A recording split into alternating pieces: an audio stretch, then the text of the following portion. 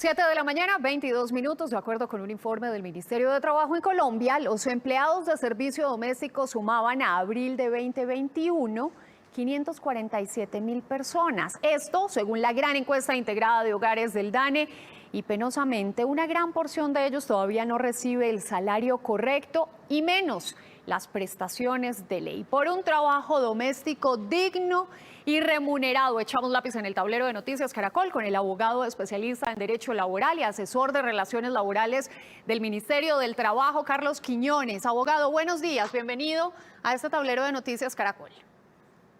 Muy buenos días, Alejandra. Un saludo a todos ustedes y también a los televidentes. Bueno, abogado, decíamos que en promedio, según esa encuesta del DANE, 547.000 personas en Colombia se dedican al trabajo doméstico. Hay que desmitificar lo que es un trabajador doméstico. ¿Quiénes son las personas que se dedican a esas tareas? ¿Cuáles son los oficios de los cuales se ocupan?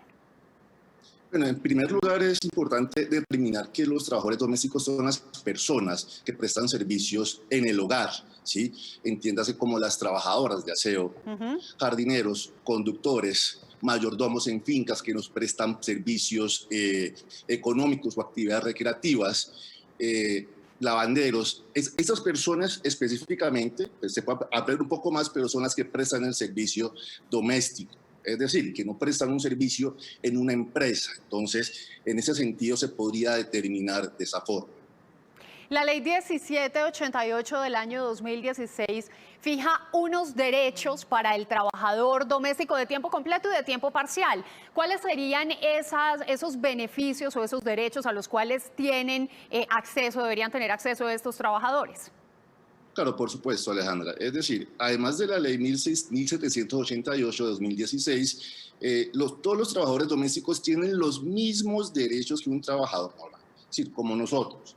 Derecho a primas, cesantías, vacaciones, intereses de cesantías, auxilio de transporte, dotaciones, afiliación al Sistema General de Seguridad Social, tienen todos los derechos. Ahora bien, cuando trata sobre la ley 1788 de 2016, trata específicamente sobre la prima, ¿sí? Entonces, la prima lo que hace específicamente desde el año 2016 es que los trabajadores domésticos tienen derecho a esta prestación social, ¿sí? Así las cosas, nos equiparamos con todos los trabajadores domésticos y los demás, ¿sí?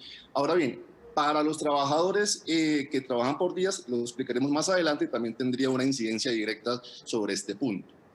Perfecto, usted ya me acaba de hacer un esbozo del tema con el que vamos a seguir, pero antes de eso, usted nos decía algo muy importante y es que estos trabajadores domésticos no pueden tener una remuneración menor al salario mínimo legal vigente y no pueden tener una jornada de trabajo superior a 8 horas, pero hay una variabilidad en el caso de los empleados de servicio doméstico que son internos en cuanto a esta jornada laboral. ¿Cómo es eso?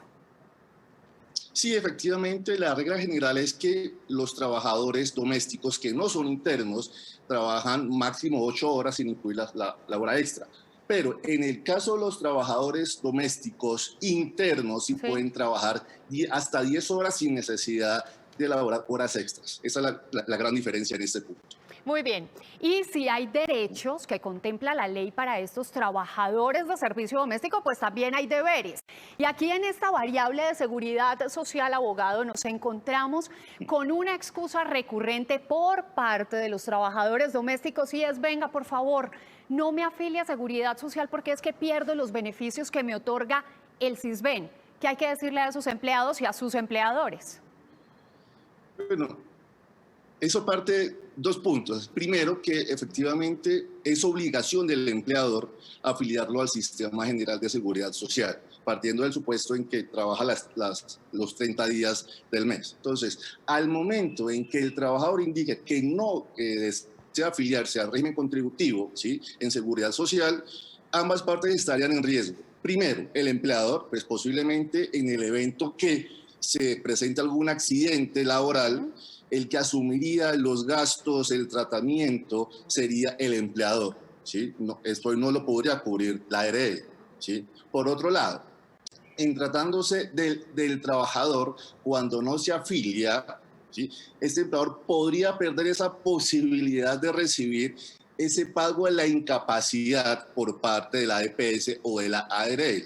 Entonces, en ese momento se generaría ese gran conflicto entre ambas partes que a los dos no los beneficia y tendrían que ir a instancias judiciales o administrativas pues, para que se pueda garantizar ese derecho de salud y protección del trabajador. Entonces, y además, por otro lado, el empleador pues, podría estar sujeto a diferentes sanciones por parte del Ministerio de Trabajo, también puede ser condenado en instancias judiciales y también pues, por la parte de la OGPP podría ser fiscalizado por el no pago de los aportes al sistema general. Ya en unos segundos me cuenta de cuánto podría ser esa multa. Ya nos decía usted entonces que estos derechos aplican para los trabajadores por día, pero sigue siendo un palo en la rueda el tema o la confusión que se genera sobre quién debe pagarles a las personas por días, cómo se afilian a Seguridad Social.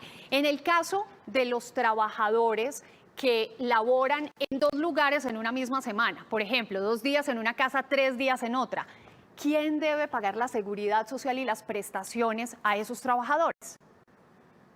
Cada empleador debe pagar la seguridad social y los aportes como tal y también las prestaciones sociales proporcionalmente, ¿sí? Porque recordemos que esta obligación recae entre ambas partes.